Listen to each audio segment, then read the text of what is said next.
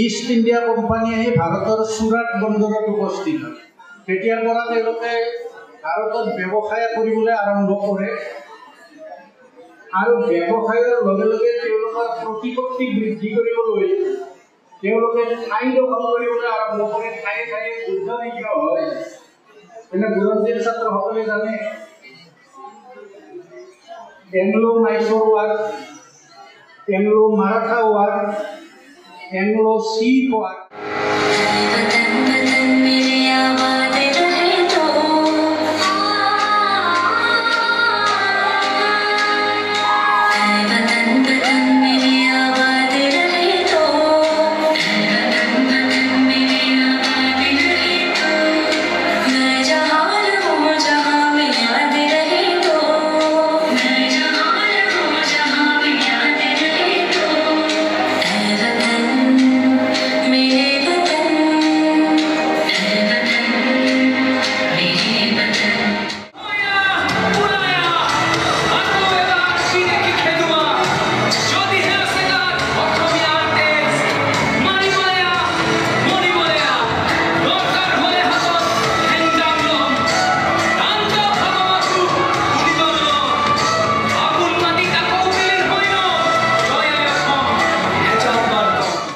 ভাৰতীয় জাতীয় কংগ্ৰেস গঠন হয়েছিল 1885 খ্ৰিস্টাব্দৰ শেষৰ ফালে।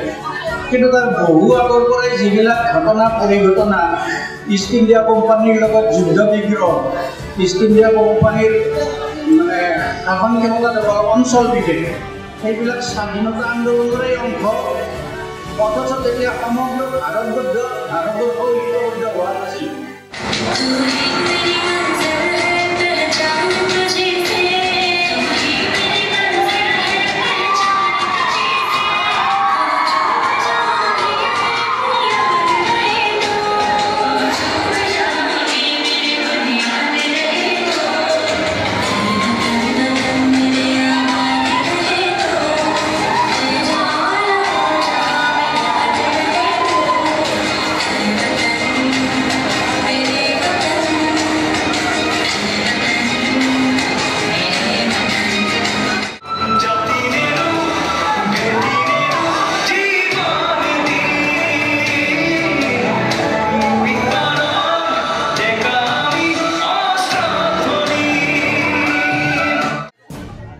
আমাৰ অসমত যে 1861 চনত ফুলগুৰিৰ সেৱা হৈছিল, 1894 চনত মধুৰঘাটৰ ৰণ হৈছিল, 1894 চনতে ৰঙিয়াৰ কৃষক বিদ্ৰোহ হৈছিল, প্ৰায় লগালগিভাৱে সৰুক্ষেত্ৰীৰ কৃষক বিদ্ৰোহ হৈছিল।